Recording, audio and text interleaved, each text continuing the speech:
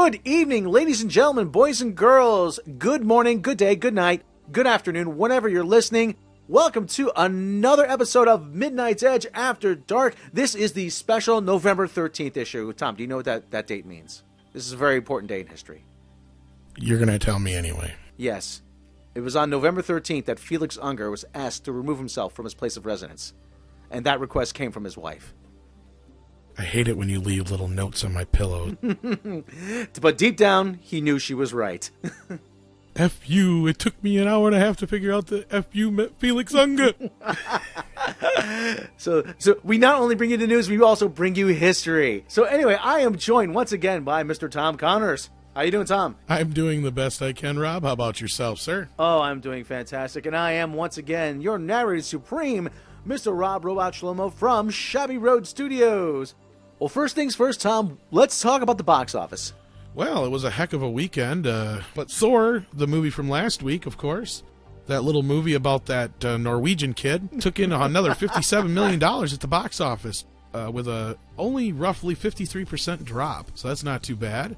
There's the bird, the hammer, bird, the hammer, and the bird, and smash the hammer, and go smash. Bringing its domestic gross up to 212, and of course its entire run so far up to $652 million, so not too shabby. Daddy's Home 2 came in at number 2 with $29.6 million, pretty respectable for that film. Murder on the Orient Express, the remake, came in at 20, or readaptation, however you want to look at it, came in at third place with a respectable $28 million. So it was a battle for the top 3 spots at the box office this weekend. Number 4 was Bad Moms Christmas, which brought another $11 million to its haul of $39 million. Not bad for a sequel that was made on a $28 million budget, and will probably play pretty well through the holidays. Speaking of holidays, the Halloween films are starting to wrap their run up. Jigsaw has brought in another $3.4 million. Tyler Perry's Boo 2, a Medea Halloween, did $2 million.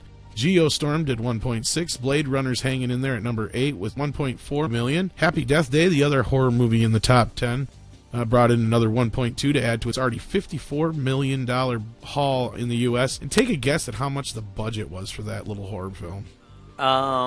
I already know the budget, but I'll act surprised. So I'm going to guess $6 million. 4.8. Oh, yes. Rob knows the answer. Get out! Because you can see it right in front of you. But anyway, so Happy Death Day, a movie that obviously made Universal quite a bit of money. They've done very well this year with the little horror films, so expect a lot more of those down the road.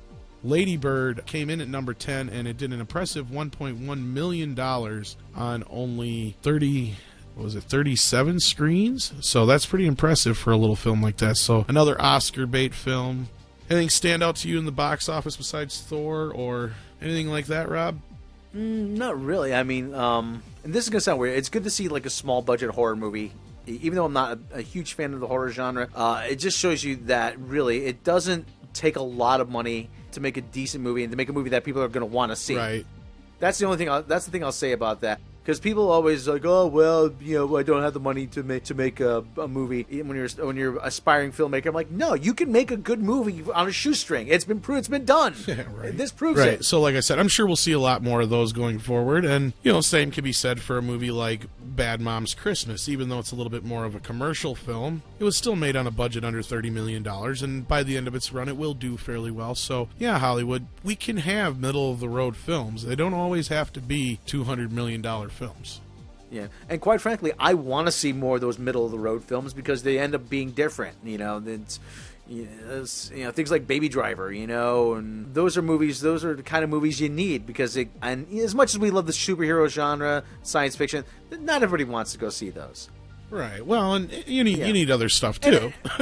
It's good to have some variety. Yeah. Well, and comedy has taken a real slump lately. I mean, there's been a few here and there. Don't get me wrong, but I mean, in comparison to years before, to where I even made the joke on our Facebook group that I don't think the Marvel movies have been too funny. I just don't think comedy films have been funny enough the last few years. That's the problem. It's true, even though it's kind of a joke, it's still true because I mean, really, if movies were as funny as they used to be as far as comedies go, I don't think we'd be as worried with all the quote-unquote comedy we're seeing in Thor Ragnarok, say, or Guardians of the Galaxy, which the comedy in Thor Ragnarok I compared to some people when they were complaining about it. I'm like, think about a movie like Beverly Hills Cop, where there's tons of humor in that movie. It's wall-to-wall humor, one-liners and crack jokes, but there's tons of serious scenes too, and it all plays well.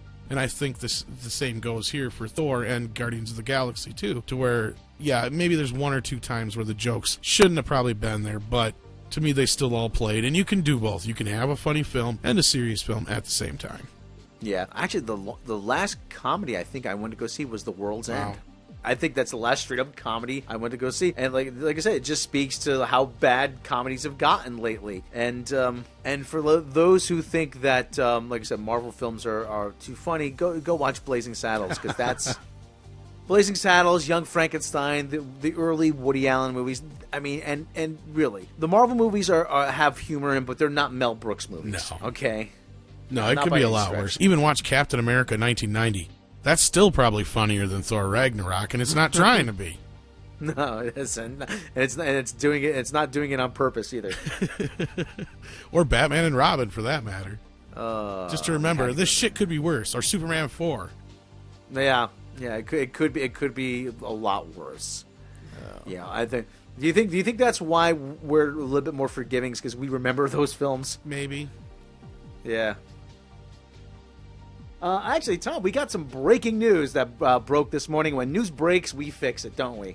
Oh, we try to, anyway. We were kind of interested hearing about this last week in the roundup, but now we've got some more news. Amazon, it seems, has picked up that Lord of the Rings TV series in a deal with a multi-season commitment at that. We've got tons of places reporting it, of course, but this report, for brevity's sake, comes from Deadline. In its quest to launch a hit fantasy series in the caliber of Game of Thrones, Amazon has closed the deal, said to be close to $250 million, which is what we reported, to acquire the global TV rights to The Lord of the Rings, based on the fantasy novels by J.R.R. Tolkien.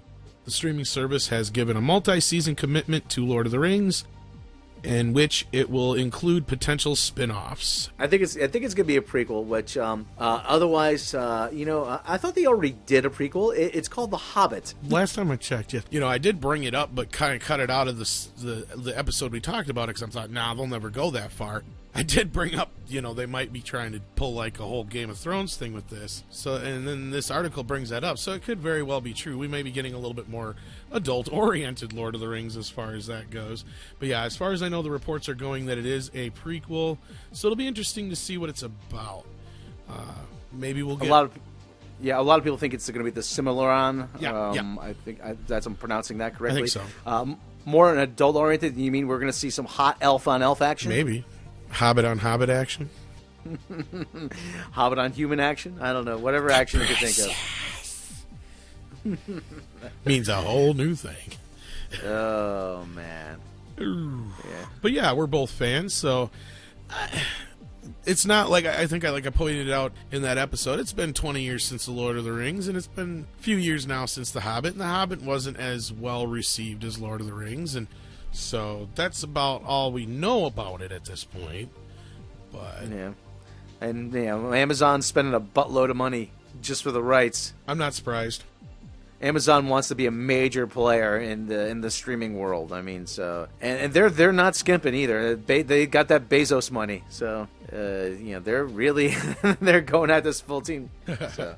I know they're trying real hard to compete with Netflix and stuff like that, so we'll see. Like I said, Amazon is going full bore on this. So. A lot of money spent, yes, $250 million up front, and I'm sure that obviously doesn't cover any costs of the actual show itself. And I assume it'll be produced by Warner Brothers. Speaking of Warner Brothers, this is something we've talked about 100 times over, and you know this because all of a sudden one of my older videos about this very subject all of a sudden started getting some more traction again. Ben Affleck recently did an interview with USA Today. He was talking about continuing to play Batman and the new Batman film Matt Reeves is directing and how things were going to be going forward. He said that it's something he's contemplating. He doesn't want to do it forever, and he'd like to find, quote, a graceful and cool way to segue out of it. Ben. Which means Flashpoint Paradox is around the corner. This isn't a big surprise. We've been talking about this, as I've said before. I love Ben as Batman, but it's almost like, dude, shit or get off the pot. Make up your mind here. Are you going to do this or are you not going to do this? Because these movies take a long time to make. There's a lot of movies that are still planned in the pipeline that obviously Batman would be a part of. And I really don't think Warner Brothers wants to recast right away. But at the same time, Ben's kind of had a lot of issues in his personal life. We'll just put it that way. We can see this is something that Warner Brothers is pushing for too. I mean, we've reported in the past on issues as far as like, when he was originally supposed to direct and then Matt Reeves took over. Originally he had written the script and then they're having Matt Reeves redo the script. And we even discussed a possibility of reasons why they decided not to go with his script. So, I mean, if you want to go back and check those shows out. But basically, what do you think, Rob? Do you think that this is something that he's, like you said, I already know what you're going to say, but you think that his next step is going to be an exit out through Flashpoint, basically? Yeah, they'll exit out through Flashpoint, and they'll do something where Batman. I hate doing this because this is going to spawn 1,001 internet theories, and you're going to see every Joker say, "Yeah, they should totally kill off Batman, and then they should recast Idris Elba."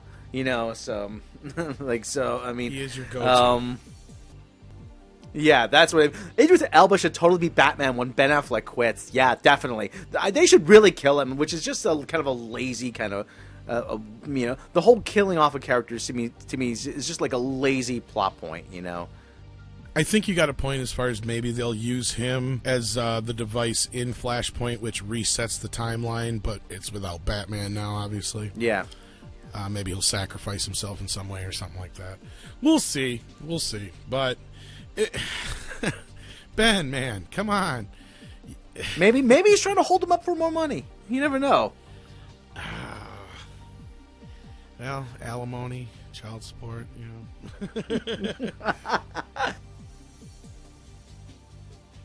All right, so what do you got for us in the roundup, Rob? Okay, well, buckaroos, time to saddle up. Buff those pallets. Yeah, time to saddle up and dust off those boots and, ointment up those saddle sores, and it's time for a roundup. Yeehaw! Now, everybody knows I'm a big Bond fan.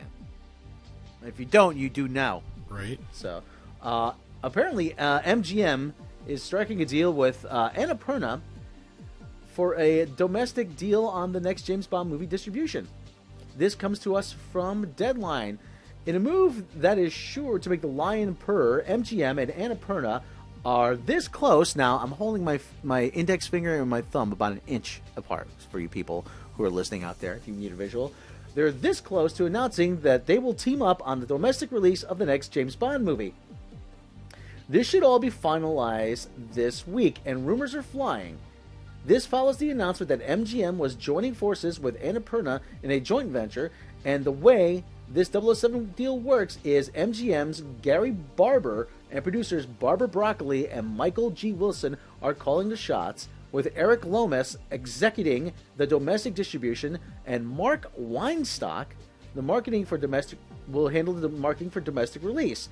And while some might be surprised that the historically conservative producers would entrust the crown jewel to a relative newcomer like Annapurna, Lomas worked on the distribution of the Bond films before at MGM, and Weinstock marketed 2 of them while at Sony Pictures. And this goes on to say, the move helps MGM, which controls about half of the Bond franchise, to slowly but surely take control of its destiny and have most of its most enduring relationship in distribution since Barber pulled the studio out of bankruptcy and disbanded its distribution operation years ago. This confirms what Deadline predicted could happen late last month when MGM and Annapurna launched a joint venture for theatrical distribution in the U.S. Okay, now I have one thing. I have something to add.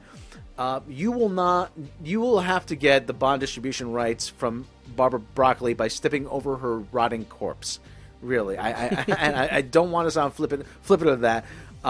She is not going to give them up, at least not without a fight. Right. Yeah, I mean, because that's her father's legacy. In other news, Tom, you're a big fan of Deadwood, aren't you? Indeed, I am. Okay, well, we're looking at a Deadwood revival. Deadwood revival looking at a fall 2018 production start date.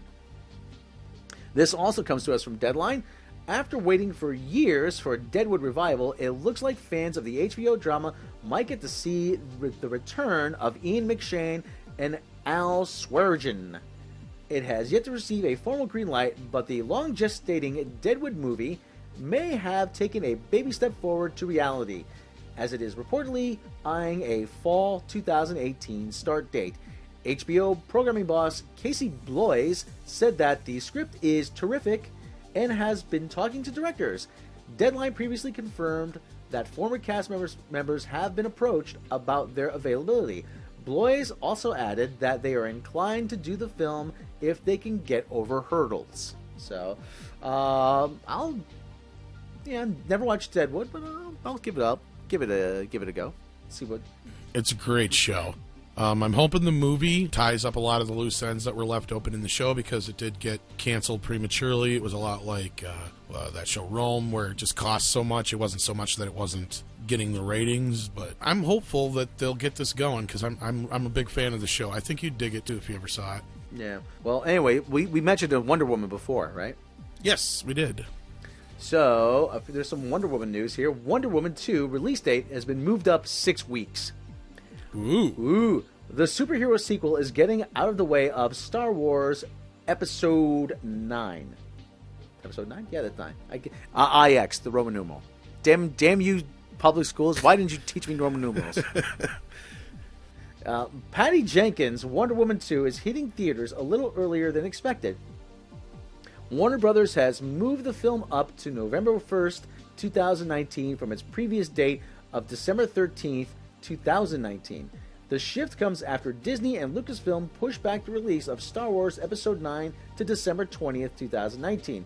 The Star Wars film had been set to hit theaters in May of 2019, but was relocated after J.J. Abrams replaced Colin Trevorrow in the director's chair. Wonder Woman 2 with Gal Gadot, we still haven't decided. I think it's Gadot. Well, I don't know. For our purposes, it's Gadot. With Gal Gadot returning in the titular... We'll Gadot with that. Yeah. Anyway, Gal Gadot, she's coming back. It'll